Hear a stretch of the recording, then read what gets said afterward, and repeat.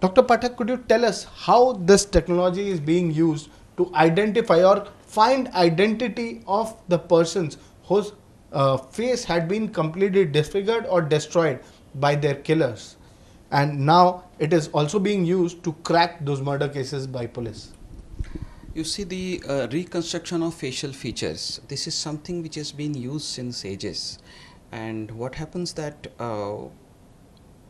extensive scientific calculations have been done, wherein once you have a skull, you can always assess its age of the person to whom it belonged to and gender.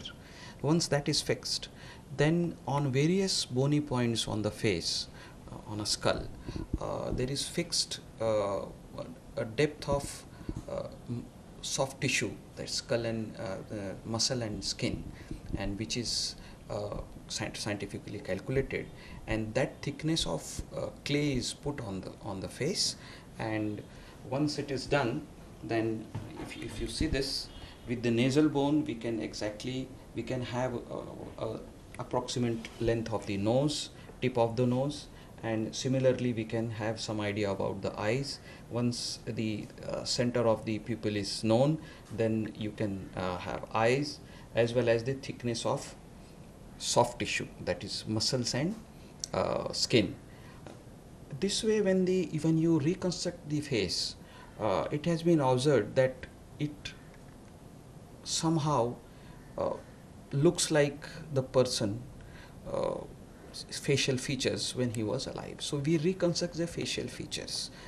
It has lot of scientific calculations and application of science, as well as the skill of the person who is doing it. It involves art, it involves some imagination of the scientist. And what we could do in Ambernath was, one dead body was found on a hill, wherein it was a headless body, and head was found at some distance, and the face was completely destroyed. It was cut with the knife. They could not find the identity. Now, if you know the suspect who is missing, you can always do the DNA analysis and match it conclusively. But when you have no clues, then you can't have any scientific technique to compare that.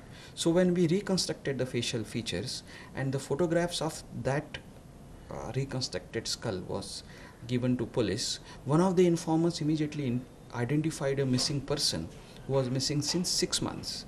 So when the police went to his wife, she said, yes, my husband is missing, but I have not lodged a police complaint.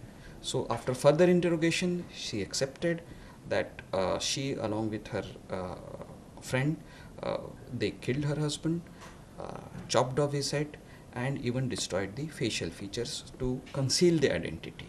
So it was a luck, and it was, I can say, hard work, application of good science, as well as an element of luck and intelligence and imagination of the informant. So in combination of all these things, they could crack the case. Here in Mumbai, a body has been found wherein deliberately the face has been crushed, and they have tried to destroy the identification. We have worked on the similar technology on that skull, and we have prepared the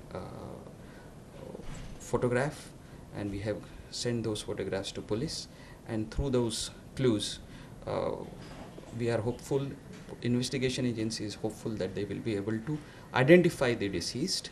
Once identified, then cracking the case becomes easy.